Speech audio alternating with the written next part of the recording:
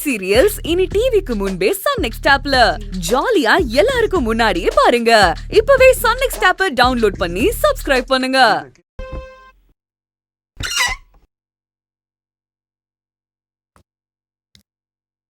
சொல்லு மகள். ஏன் போன் எடுக்க இவ்ளோ நேரம்? மெதுவா வேற பேசுற. பக்கத்துல யாராவது இருக்காங்களா? எல்லாரும் இருந்தாங்க. அதான் தனியா வந்து பேசுறேன். இப்ப சொல்லு. அது கொஞ்ச நேரத்துக்கு முன்னாடி நீ என்ன நினைச்சியா? என்ன மகள்? கொஞ்ச நேரத்துக்கு முன்னாடி நீ என்ன நினைச்சியான்னு கேக்குறேன். புரியலையா? என்ன கேள்வி மகள் இது? நான் எப்பவுமே உன்னை பத்தி மட்டும்தான் நினைச்சிட்டு இருக்கேன். சரி, திடீர்னு ஏன் இப்படி கேக்குற? இல்ல, கொஞ்ச நேரத்துக்கு முன்னால நான் சாப்பிட்டுட்டு இருந்தப்போ பயங்கரமா பொறையேறிச்சு. அதான் கேட்டேன். ஓ, அதுதான் விஷயமா? நான் இப்ப உனக்கு ஒண்ணு சொல்லட்டுமா? கொஞ்ச நேரத்துக்கு முன்னாடி எனக்கும் பொறையேறிச்சு. உண்மையாவா சொல்ற? பின்ன நான் என்ன பொய்யா சொல்றேன்? இல்ல, ஒருவேளை நான் ஏமாறக்கூடாதுன்றதுக்காக சொல்றியோன்னு கேட்டேன். மகள், உன் மேல ப்ராமிஸா சொல்ற மகள். வீட்ல எல்லாரும் சாப்பிடும்போது எனக்கு பயங்கரமா பொறையேறிச்சு.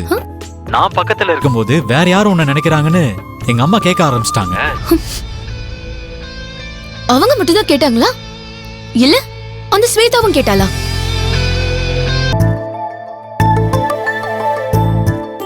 நாம இப்ப சந்தோஷமா பேசிட்டு இருக்கும்போது அவளை எதுக்கு ஞாபகப்படுத்துற?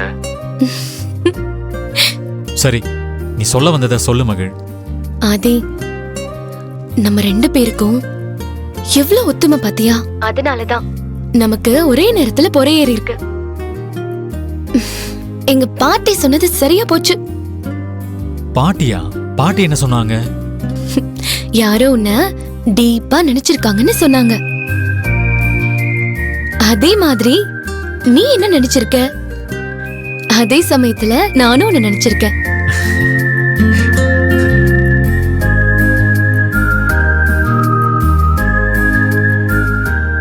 ஆதி, இதெல்லாம் உண்மையா இல்ல மூட நம்பிக்கையான்னு எனக்கு தெரியாது. ஆனா அதுல எவ்வளவு லவ் இருக்கு தெரியுமா? அதனாலேயே அது உண்மையா இருக்கணும்னு தோணுது.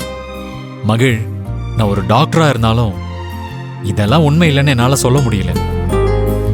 ஏன்னா எனக்கு இது ரொம்ப பிடிச்சிருக்கு. நம்ம ரெண்டு பேருக்கும் டீப் லவ் இருக்கிறதுனால தான் நமக்கு இப்படி எல்லாம் நடக்குது. இதனால என் பாட்டிக்கு என் மேல டவுட் வந்துருச்சு தெரியுமா? என்ன டவுட் வந்துருச்சு? உங்க அம்மா மாதிரிதான் நான் பக்கத்துல இருக்கப்போ உன்னை யாரும் நினைக்கிறாங்க, உன்னை யாரு நினைக்கிறாங்கன்னு கேட்டு என்ன தொலைச்சு எடுத்துட்டாங்க. என் முகத்தை பார்த்தே நான் யாரையோ லவ் பண்றேன்னு சந்தேகப்படுறாங்க. அதோட விட்டா பரவாயில்ல ஆதி. மதிக்க கல்யாணம்னு தெரிஞ்சதும் எனக்கும் மாப்பிள்ளை பார்க்கணும்னு சொல்லிட்டு இருக்காங்க. அப்படியே மகிழினி, அட்வான்ஸ் கங்க்ராச்சுலேஷன்ஸ். ஒரு நல்ல மாப்பிள்ளை பார்க்க சொல்லு. சும்மா விளையாடாத ஆதி. இதுக்கு மேலயும் ரொம்ப நாள் பாட்டி கிட்ட மறைக்க முடியாது. சீக்கிரம் உங்க அம்மா கிட்ட பேசி சம்மதம் வாங்க. சரி சரி மகிழ்.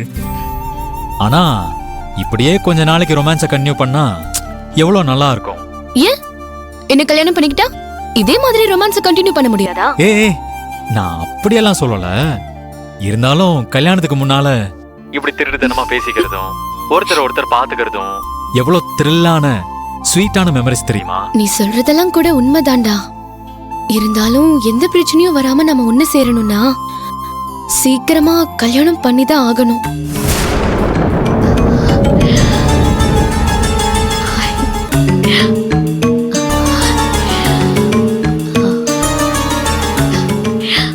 ஆதி, ஸ்வேதா, என்ன பண்ற? இப்படிதான் சொல்லாம கொள்ளாம ரூமுக்குள்ள வரதா? என்ன ஆதி இப்படி சொல்ற? நான் ஒரு ரூமுக்கு வரதுக்கு பெர்மிஷன் வாங்கிட்டு தான் வரணுமா? அவ்வளவு முக்கியமான காலா இது? அப்படி யாரு போன்ல? அதான் சொன்னனே, மாதவன் சார் தான் பேசுறாரு. எங்க போன் என்கிட்ட கூட. அந்த ஆள்கிட்ட நான் பேசுறேன். ஹலோ மேனேஜர், அவர் வீட்ல இருக்கும்போது எதுக்காக போன் பண்ணி டிஸ்டர்ப் பண்றீங்க?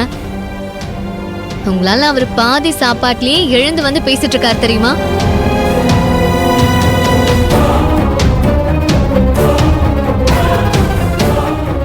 தெரியுது மேடம். ஆனால் ஆதி சார் ஒரு டாக்டர். ஹாஸ்பிட்டலில் ஒரு எமர்ஜென்சி கேஸ்னு வரும்போது அதை நான் இன்ஃபார்ம் பண்ணி தானே ஆகணும். அப்படி என்ன எமர்ஜென்சி? யாராவது ஆக்சிடென்ட்ல அடிபட்டு உயிருக்கு போராடிட்டு இருக்காங்களா என்ன? அது உமன்ஸ் கேர் ஹாஸ்பிட்டலா இல்ல ஜிஹெச்சா? நீங்கள் புரியாமல் பேசுகிறீங்க. இந்த ஹாஸ்பிட்டல்லையும் உமன்ஸ் ஹெல்த் சம்பந்தமாக எத்தனையோ சீரியஸ் கேஸ் வந்துட்டு இருக்கு. நான் புரியாம பேசுறேன்னா எவ்வளவு தைரியம் இருந்தா என்னைய எதிர்த்து பேசுவேன்? நான் உன் டாக்டரோட வைஃப். அந்த நினைப்போட பேசு.